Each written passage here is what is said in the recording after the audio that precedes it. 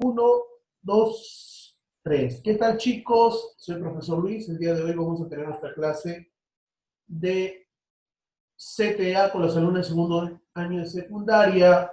Ya estamos en la segunda parte del Reino Plantae. Ya vimos la primera parte en la clase anterior y ahora vamos a ver Reino Plantae parte 2. En el Reino Plantae hay una clasificación, ¿no? Están clasificados las plantas en dos grandes grupos, las gimnospermas y las angiospermas. En esta oportunidad vamos a ver qué son las gimnospermas. No dirán, profe, ¿qué cosa es? Sí, se trata mayormente en esta clasificación de según el tipo de la reproducción de las plantas. Mira, gimnospermas son plantas leñosas, frecuentes de grandes dimensiones. Poseen la posibilidad de en el crecimiento o en un grosor, ¿no? La planta tiene un grosor, o sea, son esas plantas grandes, gigantes que habrás visto en las películas o has visto cerca de tu casa. También dice que nos dan maderas blancas. Las hojas pueden tener de forma aguda o de forma de escamas. Las flores son unisexuales, constan de escamas que contienen directamente los sacos polínicos en los masculinos y los óvulos en los femeninos. Eso lo vamos a ver en un videito para que nos expliquen mejor y puedan entender, porque aquí no tengo un poquito los ejemplos, pero lo van a ver. Presentan sus óvulos o semillas desnudas, ya que no están encerrados en frutos. También se clasifican en tres, en cicadofitas, gingofitas y conerofitas, las más grandes. A ver, en la clasificación, las cicadofitas, en general, lo más principal que ustedes deben saber, son gimnospermas con hojas duras, compuestas por regular grandes y pinnadas que parecen a los helechos y que pueden llegar a medir de 5 centímetros hasta 3 metros, ¿ya? Desde 5 centímetros a 3 metros. Actualmente existen 100 especies que se encuentran en Australia, África, las Antillas y Estados Unidos. Imaginemos, ¿no? En esta clasificación de las cicadofitas, es un vestigio evolutivo de un gran grupo de abundancia y variado. En este periodo están distribuidos mayormente en diferentes partes del mundo. Y como vemos, se encuentran mucho en Australia, África y Estados Unidos. Siguiente. Las gincofitas. También, ¿no?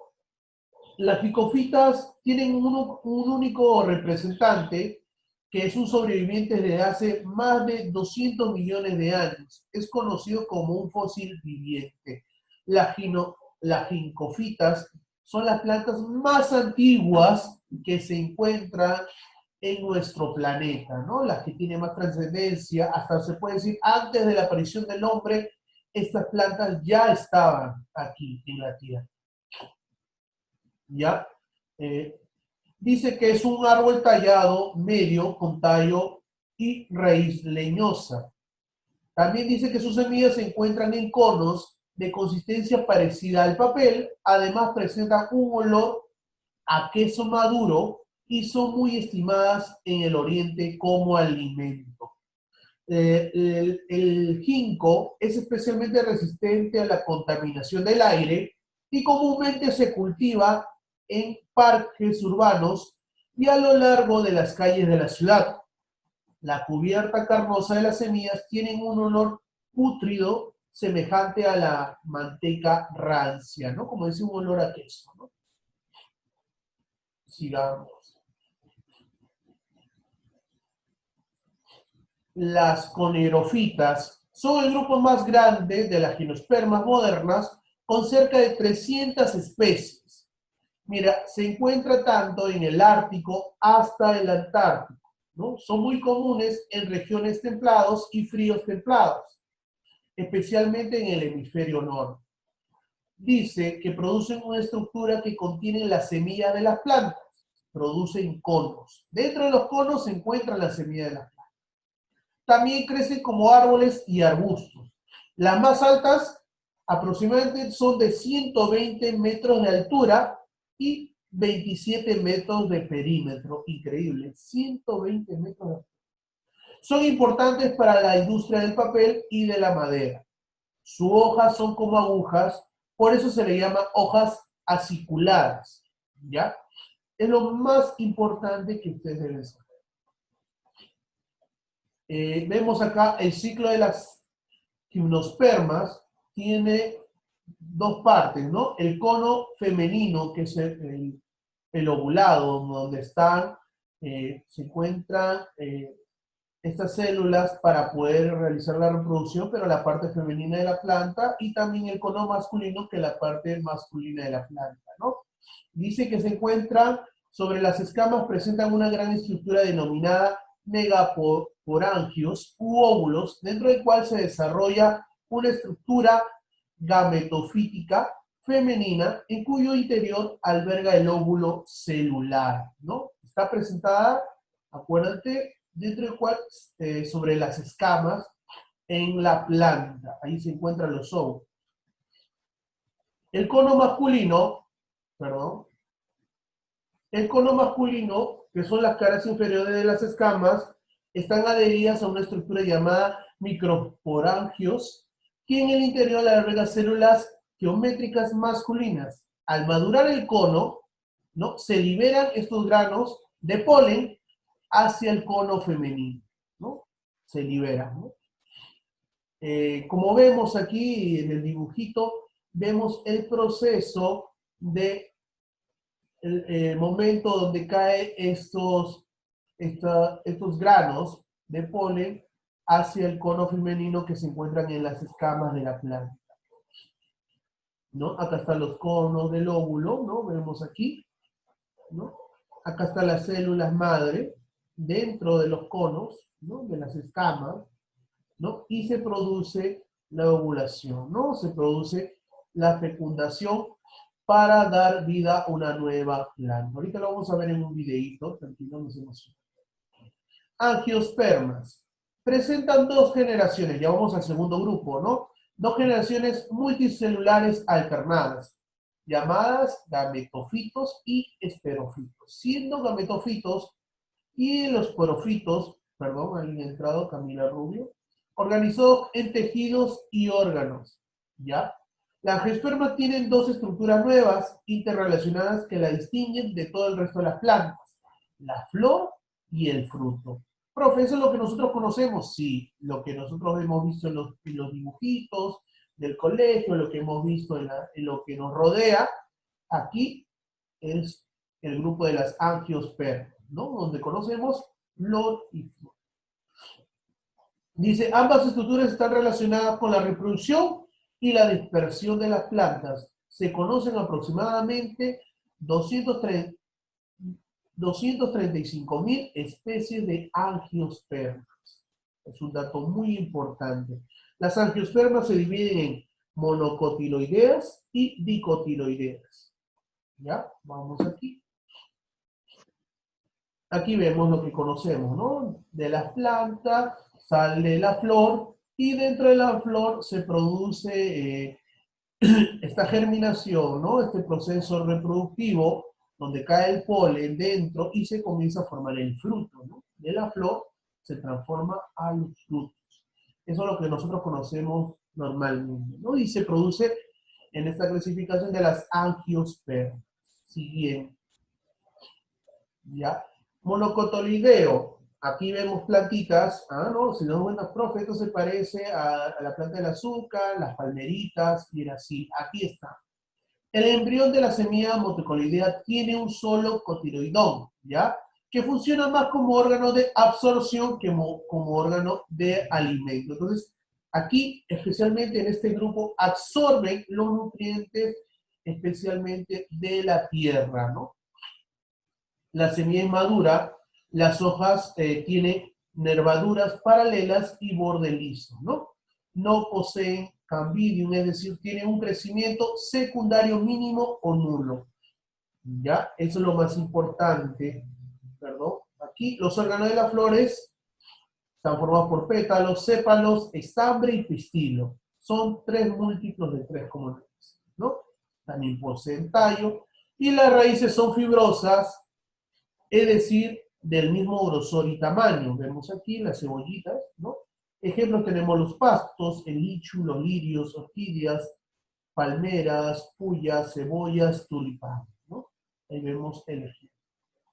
Las dicotiloideas son 2 hojas estaminales y coloidones. Aquí vemos los ejemplitos, ¿no? Vemos aquí una plantita, la que más hemos visto alguna vez en un jardín, ¿no? Contienen almidón y otros alimentos que nutren al embrión y al retoño, ¿no? Que se está formando en la flor fecundada, ¿no? La semilla madura, muchas veces no hay endospermo, ¿no? El endospermo es lo que se segrega dentro del proceso de reproducción. Las nervaduras se ramifican sucesivamente, los bordes de las hojas suelen ser lobulares y dentadas. Poseen o presentan crecimiento secundario leñoso. Los órganos de las flores están formados por pétalos, estambres y pistilos, y como vemos aquí en el dibujito, ¿no?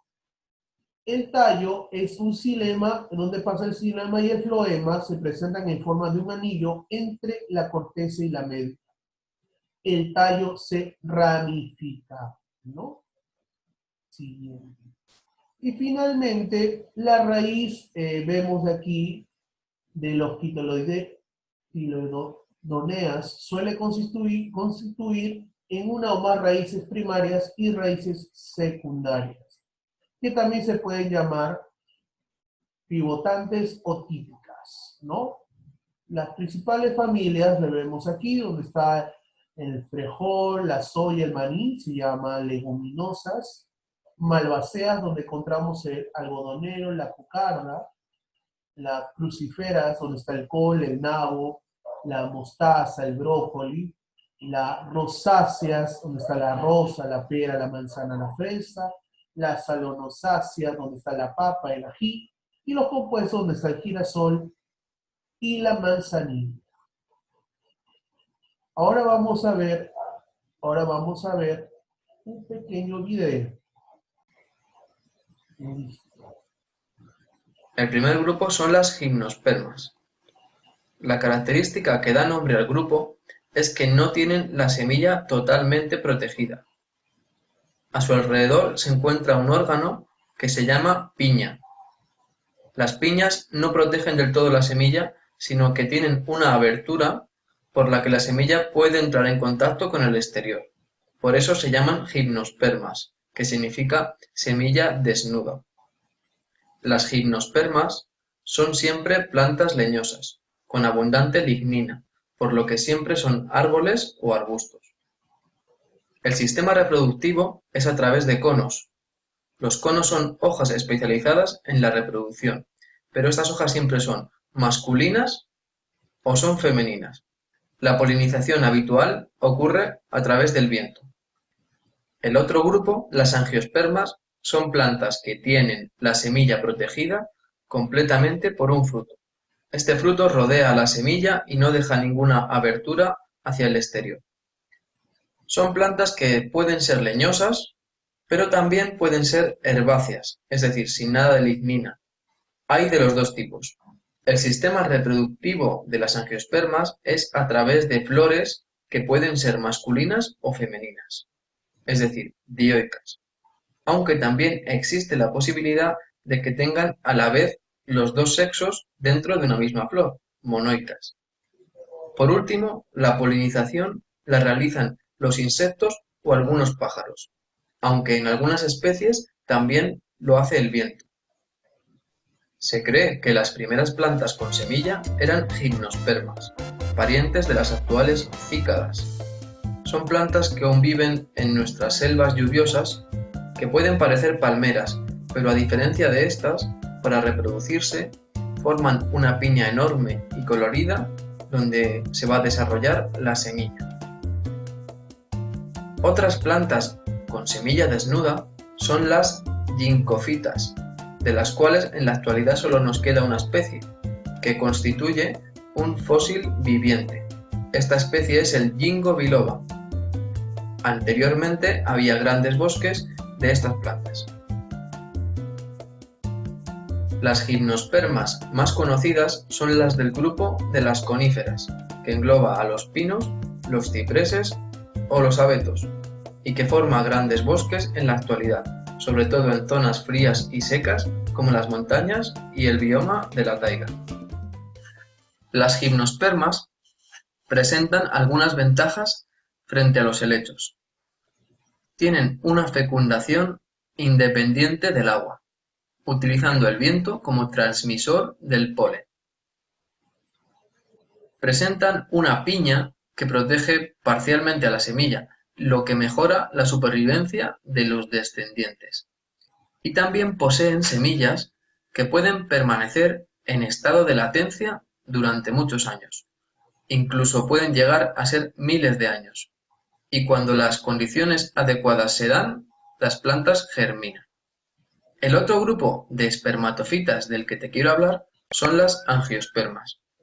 Se cree que las primeras angiospermas son el resultado de la evolución de un remoto grupo de gimnospermas que presentaban piñas vistosas a los insectos para conseguir que se llevaran el polen de una planta a otra.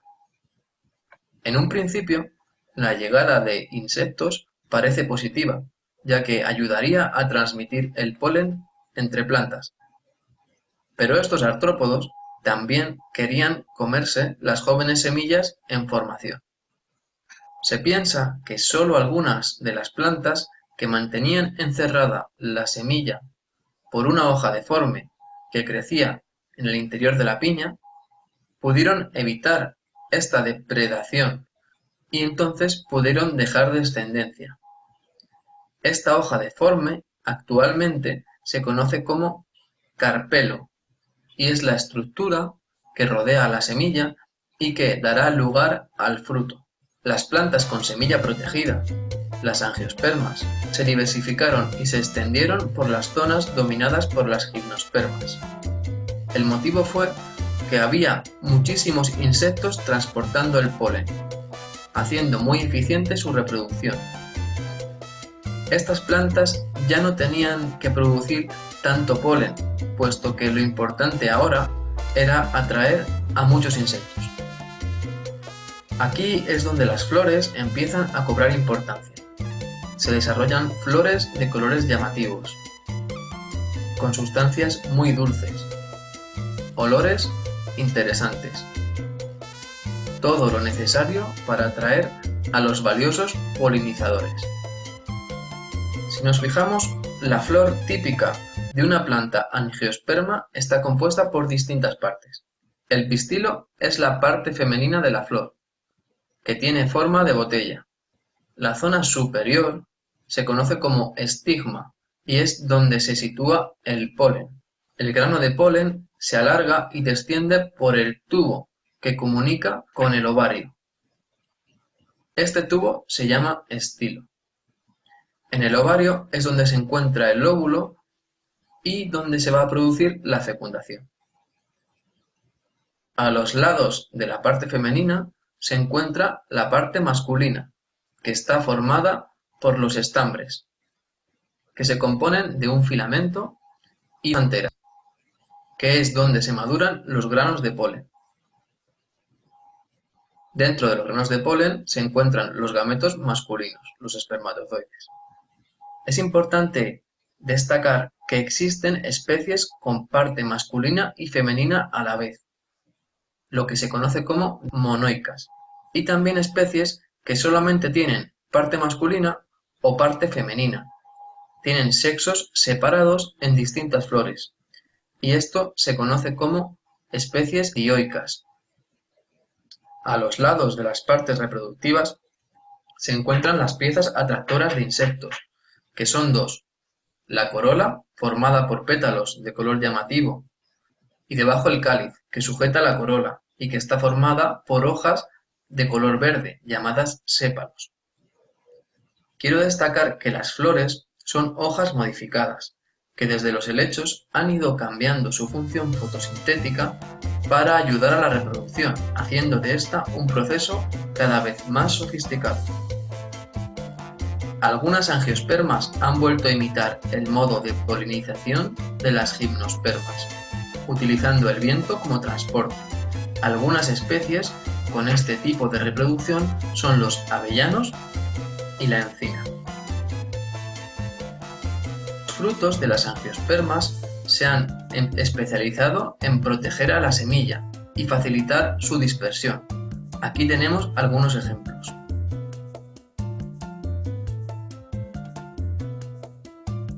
Esta mejor dispersión, la facilidad para reproducirse y un mejorado sistema de circulación de la savia bruta y la savia elaborada han hecho a las angiospermas las plantas más exitosas en la conquista de la tierra.